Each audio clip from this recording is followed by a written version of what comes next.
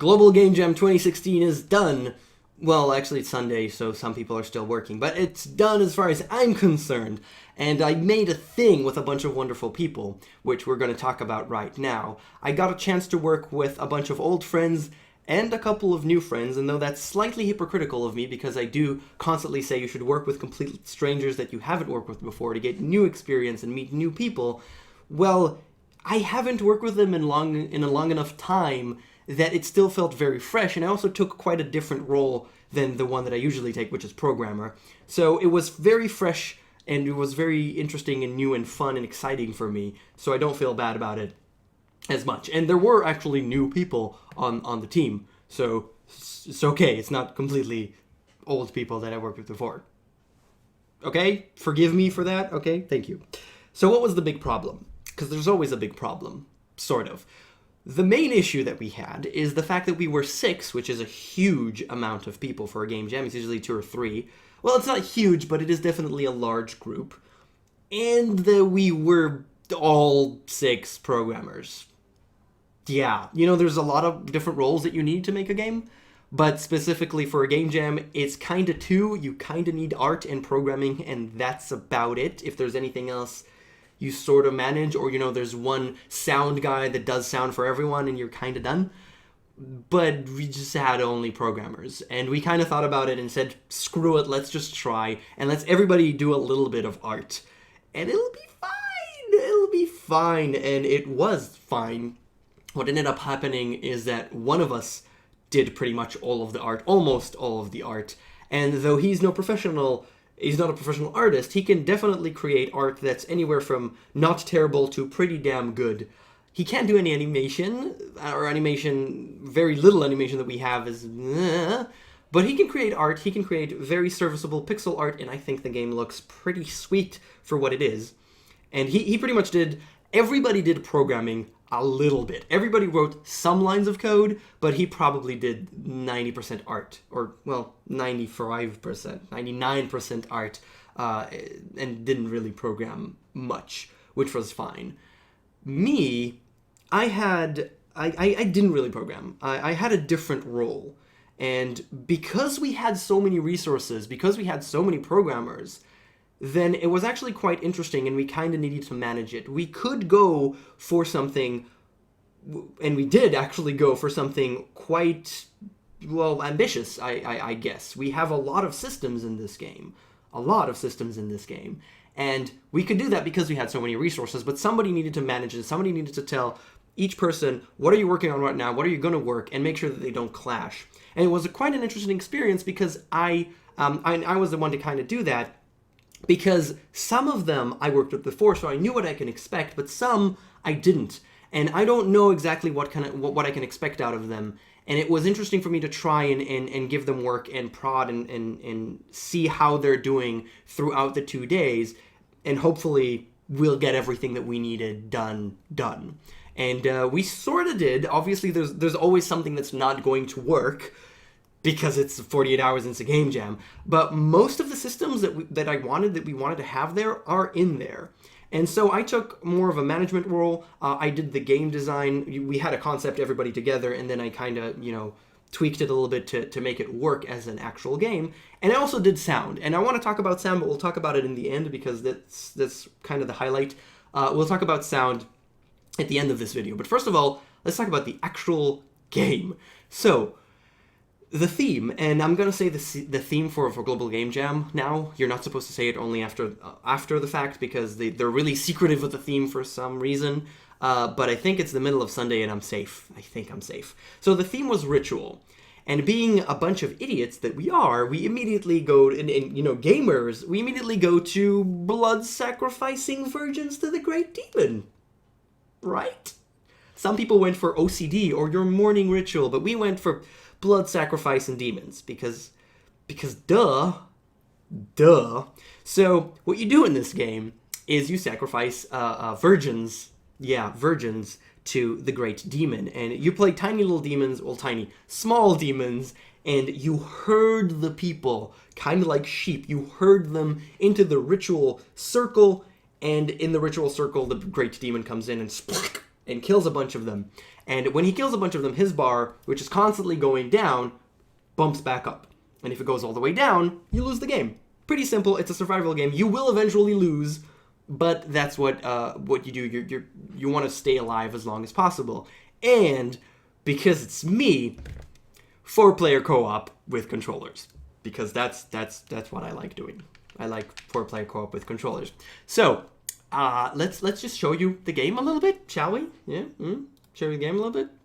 Talk about it a little bit. It's called Demon Happiness Simulator 2016, which is hidden by my face.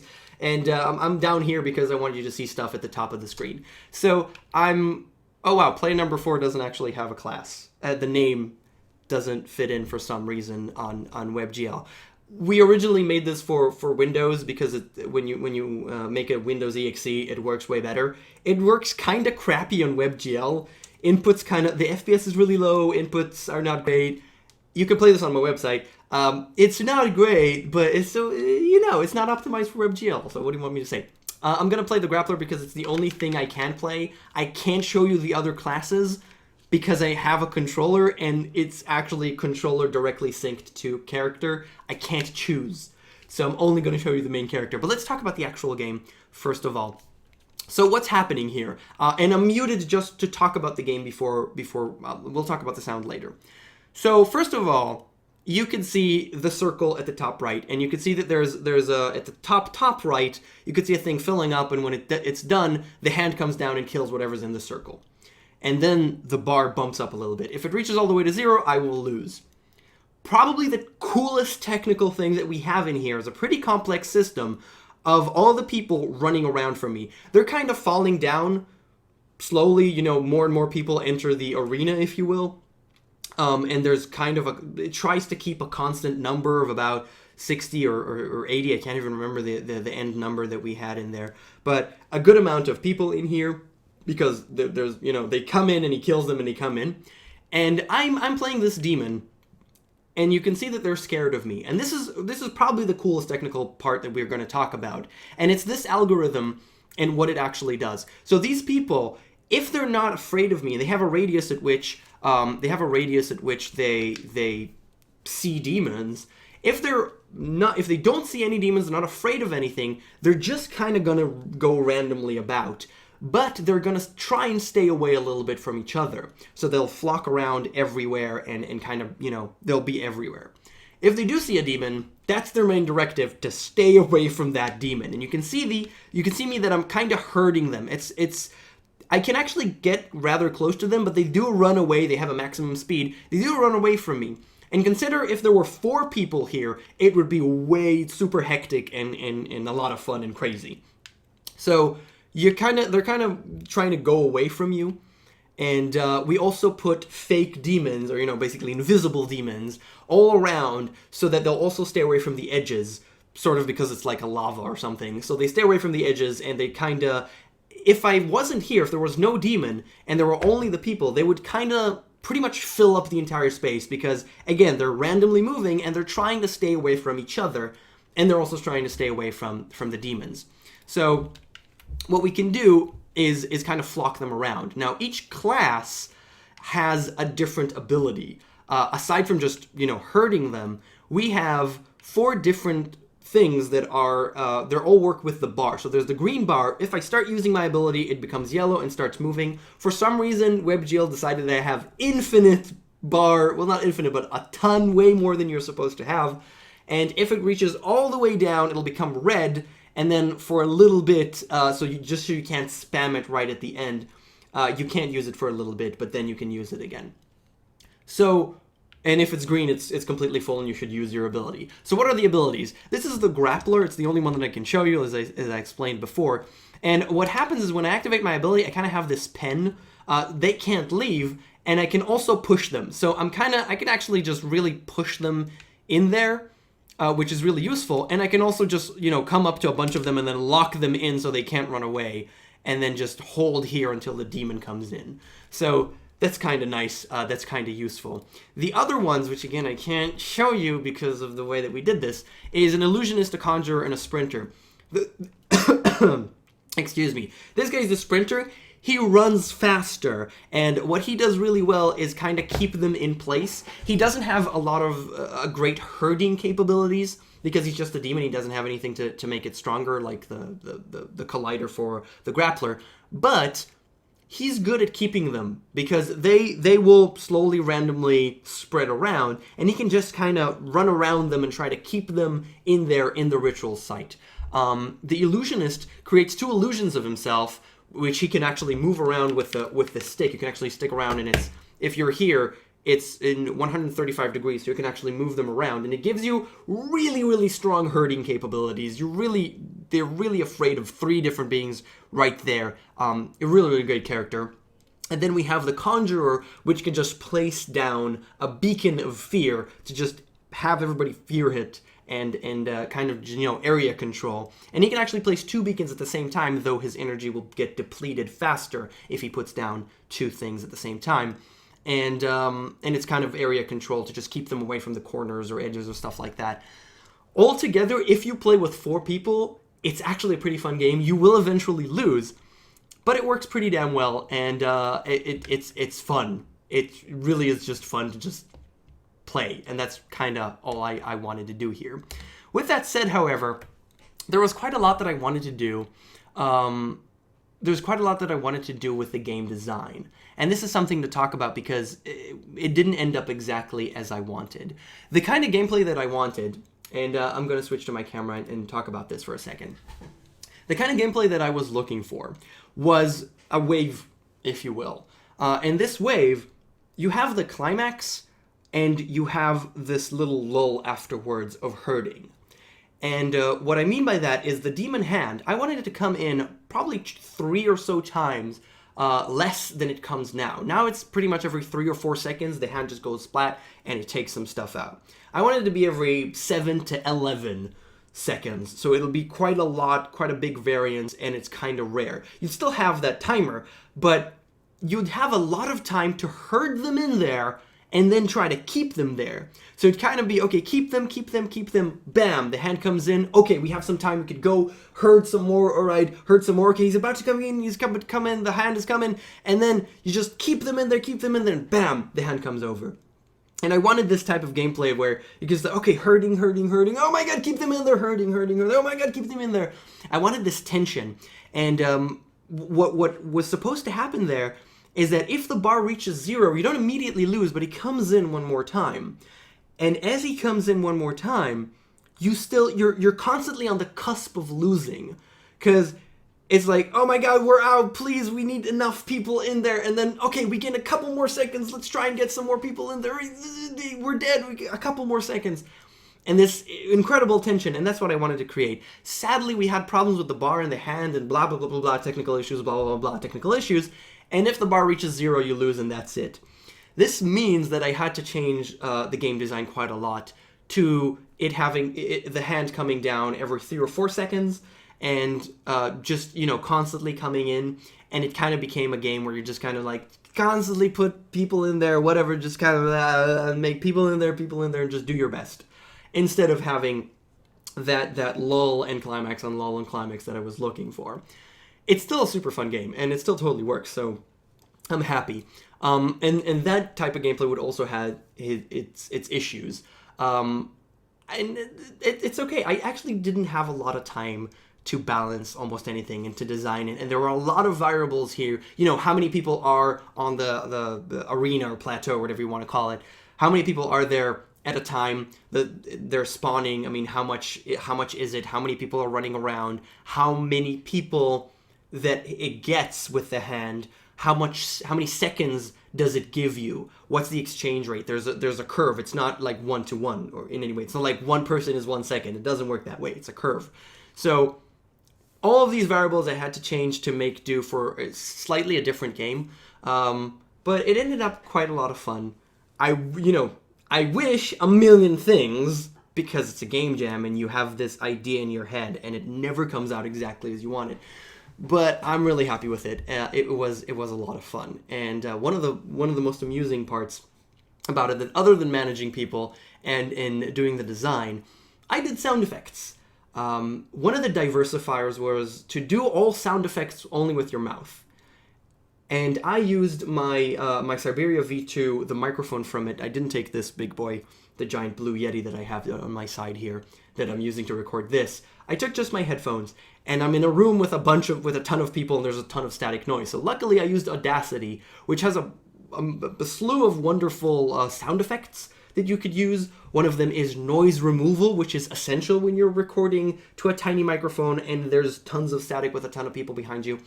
And I removed the noise, and I used all kinds of stuff. You know, for the demon, there's actually sounds for the demon when he's angry or when he's happy, when he's eating, and the thump down whenever the hand comes down. Reverb is really, really useful. The reverb effect is really useful for that for a big demon, you know, and lowering the pitch, because I can do it like, "Arr!" And if I lower the pitch down so it's really throaty and demony, it sounds really good and it's really cool. And I also did all of the sounds for the classes. So you got the whoosh, and you got the magic. The illusionist does a wah wah wah wah kind of thing, and then it comes back out when he cancels it. Stupid kind of voices. Some of them, I'm clearly no professional, but some of them actually came out really, really nice, and I'm really proud of them. It was a lot of fun, and it works pretty damn well. Probably the most hilarious and stupid thing is the 15 or so dumb sounds that we have for the virgins running around, because we immediately thought about, oh my god, and we put those sounds in. We actually have all kinds of variants on oh my god, no, crap, shit, all kinds of whining and crying and stupid things like that. We also added in a Jesus and an oy vey, all kinds of really dumb stuff, and they just come out as you're playing. They just come out, and it's just like so stupid and lovely, and it's great. It's fun. It's fun to do these stupid things. I never really worked with Audacity a ton, and I learned a lot. I learned a lot that sometimes it cuts off at the end. You kind of have to fade out in order to make it not sound bad, not have a at the end. All kinds of small things. I enjoyed working with quite a lot, and I can make serviceable stuff, at least for game jams, not for, you know, more serious stuff. I'm pretty inventive, I think. Voice talent. It was fun. But the biggest part is the music. And I can make sounds, but music is not something that I can make. And here comes story time. So we're already going for 17 minutes. We'll go for a little bit longer than that, if you'll excuse me. So the sound is probably, the music, excuse me, is probably the highlight of this entire Global Game Jam as far as I'm concerned, at least. We wanted to do this diversifier of mouth-only stuff, which means that we kind of have to do an a cappella, but we're 6 guys who have no idea how to do anything. Luckily, there was a wonderful, wonderful composer there who is really good and really patient with us. And we came up to him, and we showed him the game, and we told him what we want to do. And he said, okay, I'll think about it. And Saturday morning, we come up to him, and he says, all right, I got this melody. And we listened to the melody. It sounds pretty good. You know, it's a song that will work for this. Sounds pretty okay. And we're going to do a cappella for it now. We have no idea how to do that, but he does. So we come up to the microphone. 6 idiots come to the microphone, and he comes up and he says, okay, now I need you to do and then 6 idiots, everybody's do and being, you know, having absolute hearing and being really good at his job, he just listens to that and said, okay, 2 of you are not doing the correct note. And he's like, do it again. And he looks at us, and we all do the note. Okay, you and you, get out. He knows exactly who's doing the correct note. And so we go through doing all these notes. It's the melodies, like, all kinds of stuff like that. And doing, you know, the snare and the drums, the pts, pts, pts, all kinds of stuff like that. We stand there for 2 hours, people immediately, you know, taking out their phones and recording the idiots doing stupid sounds on the microphone. We're laughing our asses off. It was truly a wonderful experience. And in the end, we did quite a lot. We really did a lot of different types of sounds and stuff, whatever he asked for. And every time that we finish a thing and we move to the next thing, it's like, okay, I think that's good enough. I could probably do something with that. And we all laugh our asses off because we suck. But then we go back to working, and a couple of hours after, he comes in with a USB stick and gives us what he made. And somehow, he took all the stupid crap that we made and that we made sounds for, and he made something that sounds sort of okay, sort of. I don't know. He did it. I don't know how. I don't know how to do that. But it's a song, and it's really stupid. And what I'm gonna do now is switch back to the game and let you hear it alongside all the yelling and all the stuff and all the sounds and all the sounds. Pretty much the entire experience. It's just gonna be really stupid and loud. Hopefully loud. I'll increase the volume a little bit here as well so that you can hear it. It's kind of short, so I'm just gonna survive for a little bit, and then we're gonna finish the video. So let's do that. Hopefully you'll enjoy yourself. Maybe this masterpiece. Okay, so it's kind of at the end now, so it'll start again. Okay, now it's gonna start up again.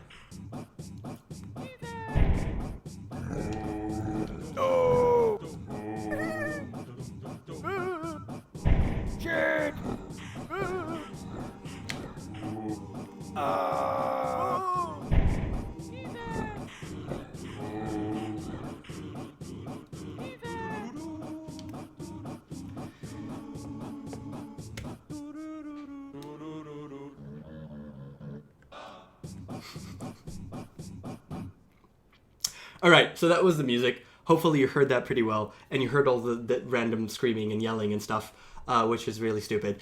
But,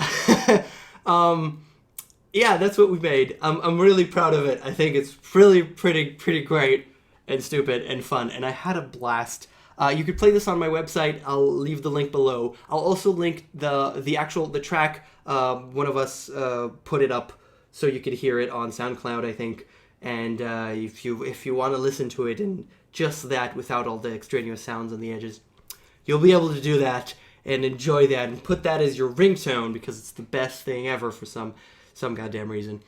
So yeah, it clearly has a lot of flaws because it's a Game Jam game, but it was really a wonderful experience. I'm really happy, and yeah, it might not be the best thing you've ever seen in your entire life, but it probably is the best game you've ever seen in your entire life. It's the best game. It really is. And it is actually really fun with 4 people. If you have 4 people and 4 controllers, try it out. Actually, WebGL is kind of bad. Oh, there is one thing that you could do, however. We did upload the Windows EXE version to the Global Game Jam site. So you could actually download it from the Global... If you really want to, you could download the EXE version from the Global Game Jam site, and you could play the version that sort of works. 4 controllers, Xbox controllers, 360. And yeah, that's it. I had a blast. Thank you so much for watching, and I guess I'll see you next time in Global Game Jam 2017. Probably. Or just, next video in like a day. Also possible. Alright.